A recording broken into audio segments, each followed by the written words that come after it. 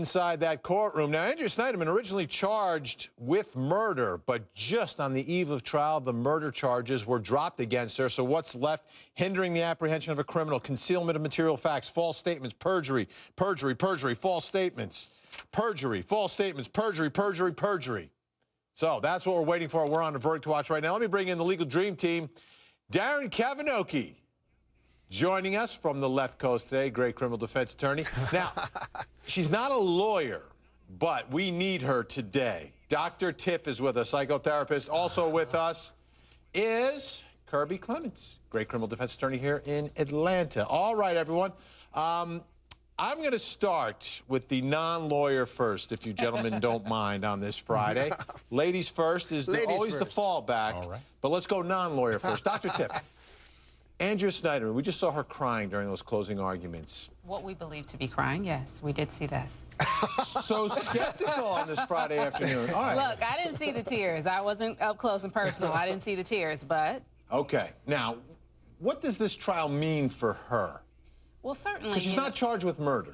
She's not charged with murder, but she is charged with perjury. And for me, you know, looking at this, we've all, like, kind of studied this case and looked at her, and obviously some things don't add up. Our personal opinions, our professional opinions may be that she hasn't been as forthcoming with the truth as she needed to be, but does that constitute grounds for perjury?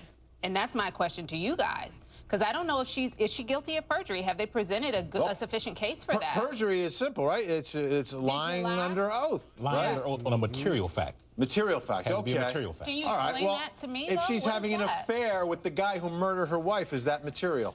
Well, yeah, no, if she denies it and she's asked the question, and if that is if that's a crucial part of the case, then yes, but they haven't even proven an affair, by the way, so that's still a problem. But I would suggest to you that whether she had an affair with Hemi Newman or not shouldn't be material, because it doesn't matter as to the issue of murder. Murder is about killing someone. It doesn't matter why you killed him. Did you kill him? So I would say no.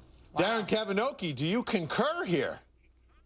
Well, look, I have a slightly different take. I don't think prosecutors ever should have taken the murder charge off the table. I think they took it off, as you said, on the eve of trial based on political concerns, not wanting to lose a case publicly on the heels of the George Zimmerman trial.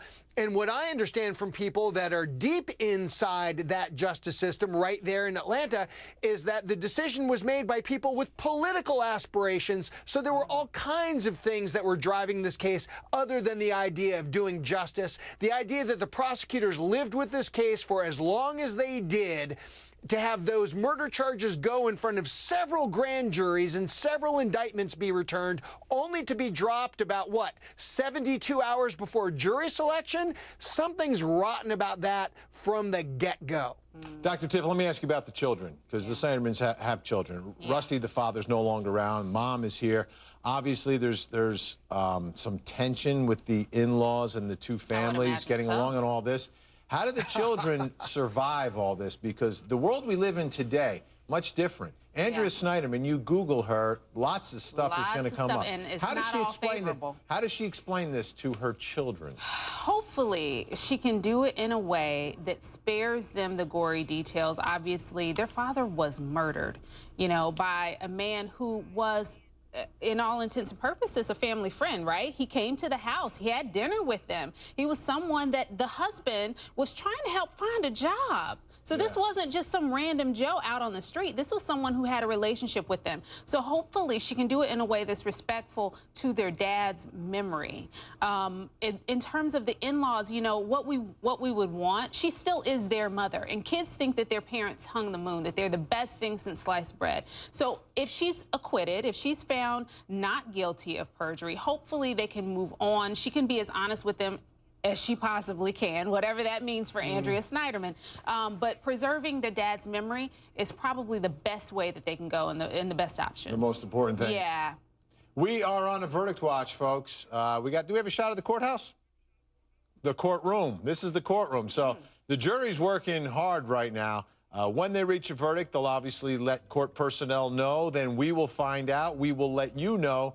And if it happens in the next hour, you'll see it now in America. Meanwhile, another difficult case, a young child